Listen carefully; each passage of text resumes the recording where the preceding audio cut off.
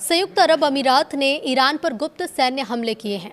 नमस्कार, बहुत स्वागत है आपका। न्यूज़ 18 का डिजिटल प्लेटफॉर्म देख रहे हैं आप और मैं हूं आपके साथ ऋतु सिंह। ये दावा वॉल स्ट्रीट जर्नल की एक रिपोर्ट में किया गया। रिपोर्ट के मुताबिक अप्रैल में ईरान के लावान द्वीप स्थित ऑयल रिफाइनरी को निशाना बनाया गया था, जिससे वहां बड़ी आग लग गई और उत्पादन लंबे समय तक प्रभावित रहा। इस रिपोर्ट के मुताबिक हमला अप्रैल की शुरुआत में हुआ, उसी समय जब अमेरिकी राष्ट्रपति डोनाल्ड ट्रंप युद्ध विराम की घोषणा कर रहे थे। ईरान ने उस समय कहा था कि रिफाइनरी दुश्मन के हमले में क्षतिग्रस्त हुई है। इसके बाद तेहरान ने यूएई और कुवैत पर मिसाइल और ड्रोन हमले किए थे। रिपोर्ट में कहा गया है कि यूएई ने इन हमलों को सार्वजनिक रूप से स्वीकार नहीं किया। हालांकि यूएई विदेश मंत्रालय ने कहा कि देश को किसी भी शत्रुतापूर्ण कार्रवाई का जवाब देने का अधिकार है, जिसमें सैन्य कार्रवाई भी शामिल है।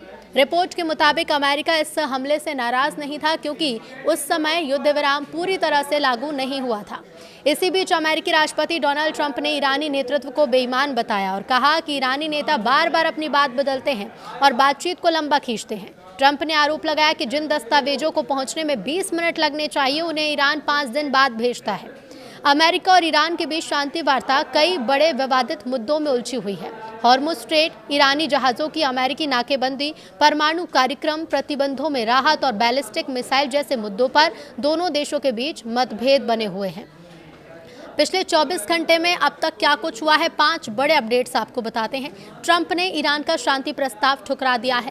ट्रंप ने ईरान के नए प्रस्ताव को पूरी तरह अस्वीकार्य बताया। अमेरिका ने ईरान से 12 साल तक यूरेनियम संवर्धन रोकने और 60% एनरिच्ड यूरेनियम सौंपने की शर्त रखी है।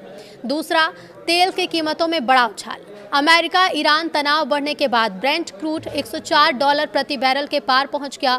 हॉर्मुज स्ट्रेट में सप्लाई बाधित होने की आशंका से बाजार में चिंता बढ़ गई। ट्रंप ने कहा कि ईरान से सीजफायर वेंटिलेटर पर है। ट्रंप ने कहा कि ईरान के साथ युद्ध विराम अब बेहद कमजोर स्थिति में है।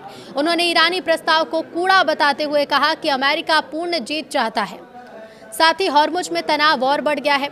ईरान ने चेतावनी दी है कि फ्रांस और ब्रिटेन के युद्धपोत हॉर्मुज स्ट्रेट में आए तो तुरंत जवाब दिया जाएगा। वहीं कई जहाजों की आवाजाही प्रभावित हुई और देशों ने समुद्री सुरक्षा बढ़ानी शुरू कर दी। लेबनान बॉर्डर पर इजरायल हिजबुल्लाह संघर्ष तेज हो चुका है। हिजबुल्लाह ने दक्षिणी लेबनान में इजरायली सैनिकों पर हमला करने का दावा किया। इजरायली सेना ने हिजबुल्लाह का ड्रोन मार गिराने और सीमा पर एक सैनिक के मारे जाने की पुष्टि की। लेबनान के दक्षिणी शहर टायर में इजरायली एयर स्ट्राइक में एक सीरियाई नागरिक की मौत हो गई, जबकि उसकी पत्नी घायल है। रिपोर्ट्स के मुताबिक हमला हमादिये इलाके में एक मोटरसाइकिल को निशाना बनाकर किया गया। 2 मार्च से अब तक लेबनान में इजरायली हमलों में 2869 से ज़्यादा लोग मारे जा चुके हैं। 8730 लोग घायल हुए हैं। 16 लाख से ज़्यादा लोगों को घर छोड़ना पड़ा। 17 अप्रैल को सीजफायर लागू हुआ था, जिसे बाद में 17 मई तक बढ़ाया गया। इसके बावजूद इजरायली सेना लेबनान में रोज हमले कर रही है और दक्षिणी गांवों में बड़े पैमाने पर घर गिराए जा रहे हैं। यूएई का गैस प्लांट 2027 तक पूरी तरह शुरू नहीं होगा। यूएई का बड़ा गैस प्लांट हमलों के बाद अभी पूरी क्षमता से काम नहीं कर पा रहा है। कंपनी ने कहा है कि प्लांट अब 2027 में ही जाकर पूरी तरह सामान्य हो पाएगा। अबू धाबी का हबशन प्लांट फिलहाल 60% क्षमता पर चल रहा है। कंपनी इसे 2026 के आखिर तक 80% तक पहुंचाने की कोशिश कर रही है। कंपनी ने बताया कि इस साल की पहली तिमाही में उसे $1.1 अरब का मुनाफा हुआ, जो पिछले साल के मुकाबले 15% कम है।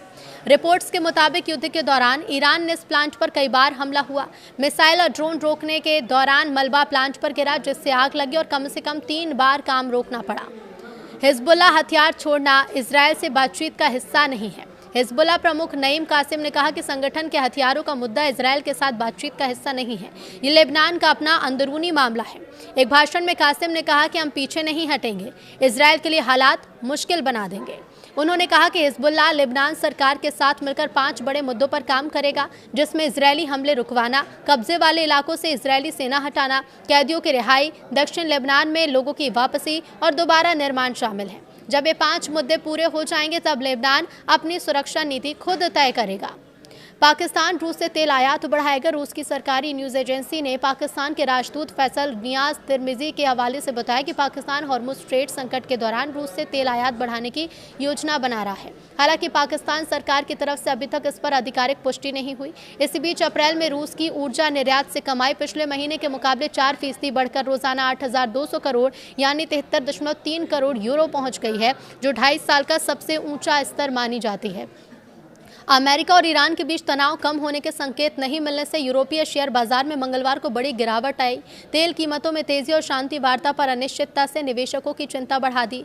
पैन यूरोपियन स्टॉक्स 600 इंडेक्स 1.1% गिरकर 605.79 अंक पर पहुंचा। ब्रिटेन का FTSE 100 और जर्मनी का DAX इंडेक्स भी 1% से ज्यादा टूट गया। अमेरिकी राष्ट्रपति डोनाल्ड ट्रंप ने ईरान के साथ युद्ध विराम को लाइव सपोर्ट पर बताया था। इसके बाद बाजार में आशंका बढ़ गई कि संघर्ष जल्द खत्म नहीं होगा। उधर तेहरान ने भी युद्ध समाप्त करने के अमेरिकी प्रस्ताव को खारिज कर दिया, जिससे वैश्विक निवेशकों का भरोसा कमजोर हुआ। ईरान संकट की वजह से कच्चे तेल की कीमतें ऊंचे स्तर पर बनी हैं। निवेशकों को डर है कि मध्य पूर्व में तनाव बढ़ने से सप्लाई प्रभावित हो सकती है। ऊंची ऊर्जा कीमतों से यूरोप में महंगाई और कंपनियों की लागत बढ़ने की आशंका है। इसका असर शेयर बाजार पर भी दिखा। मंगलवार की ट्रेडिंग में स्टॉक्स 600 इंडेक्स 1.1 पर गिरा। ब्रिटेन का FTSE 100 और जर्मनी का DAX इंडेक्स भी 1% से ज्यादा नीचे आए। बैंकिंग, इंडस्ट्रियल और ट्रैवल सेक्टर के शेयर में सबसे ज्यादा दबाव देखने को मिला है। बाजार में अनिश्चितता बढ़ने से निवेशक जोखिम वाले एसेट से दूरी बना रहे हैं। विश्लेषकों का मानना है कि जब तक अमेरिका ईरान तनाव कम नहीं होता, तब तक वैश्विक बाजार में उतार चढ़ाव बना रह सकता है। इसराइल ने दक्षिणी लेबनान में 4 हवाई हमले भी किए हैं। इसराइल ने दक्षिणी लेबनान के नबातियह क्षेत्र के जेबचीत कस्बे में लगातार 4 हमले किए। हमलों के बाद से इलाके में भारी धमाके भी सुनने को मिले हैं। रिपोर्ट्स के मुताबिक इजरायली सेना ने जेबचीत की मस्जिद के आसपास इलाके को निशाना बनाया। एयर स्ट्राइक के बाद तोपों से गोलाबारी की गई। इससे पहले मंगलवार को ही दक्षिणी लेबनान के टायर जिले में इजरायली एयर स्ट्राइक में कम से कम 6 लोगों की मौत हुई थी और उस हमले में 7 अन्य लोग घायल हुए थे। पूर्व अमेरिकी NSA बोले हैं कि ईरान में फिर जंग शुरू हो सकती है। अमेरिका के पूर्व राष्ट्रीय सुरक्षा सलाहकार HR मैकमास्टर ने कहा कि ईरान में फिर बड़े स्तर की जंग शुरू हो सकती है। बातचीत में मैकमास्टर ने कहा कि मुझे लगता है कि ईरानी शासन फिर एक बड़ी गलती कर रहा है। वो एक और मौके को गंवा रहे हैं। मैकमास्टर राष्ट्रपति डोनाल्ड ट्रंप के पहले कार्यकाल में राष्ट्रीय सुरक्षा सलाहकार रह चुके हैं। वे अमेरिकी सेना में लेफ्टिनेंट जनरल भी रह चुके हैं। ईरान ने अमेरिका और इजरायल को चेतावनी देते हुए कहा कि अगर उसके खिलाफ फिर हमला हुआ तो वो यूरेनियम को 90% तक संवर्धित करने का कदम उठा सकता है। ईरानी संसद की कमीशन के प्रवक्ता ने कहा कि इस विकल्प पर संसद में समीक्षा की जाएगी। तो वहीं बता दें आपको कि यूरेनियम को 90% तक समृद्ध करना वेपन ग्रेड संवर्धन माना जाता है। अंतर्राष्ट्रीय परमाणु ऊर्जा एजेंसी के मुताबिक ईरान पहले ही 60% तक यूरेनियम संवर्धन कर चुका है, जो हथियार स्तर के काफी करीब है। IAEA की रिपोर्ट के मुताबिक ईरान ने हाल ही के सालों में 60% शुद्धता तक यूरेनियम संवर्धन तेज किया। ईरान ने बलोच सशस्त्र संगठन अंसार अल फुरकान के एक संदिग्ध सदस्य को भी फांसी दी। एक न्यूज एजेंसी के मुताबिक आरोपी अब्दुल जलील शाह बख्श को सुरक्षा बलों के खिलाफ सशस्त्र विद्रोह और आतंकी संगठन की सदस्यता समेत कई आरोपों में दोषी ठहराया गया। इन रिपोर्ट के मुताबिक अंसार अल फुरकान संगठन ईरान के दक्षिण पूर्वी प्रांत सिस्तान बलोचिस्तान में सक्रिय है। ये इलाका लंबे समय से सुरक्षा चुनौतियों और सशस्त्र गतिविधियों के लिए संवेदनशील भी माना जाता है। इधर ईरानी अदालत ने दोषी भी ठहराया था। रिपोर्ट में कहा गया है कि ईरान की सुप्रीम कोर्ट ने भी मौत की सजा को बरकरार रखा। इसके बाद आरोपी को फांसी दी गई।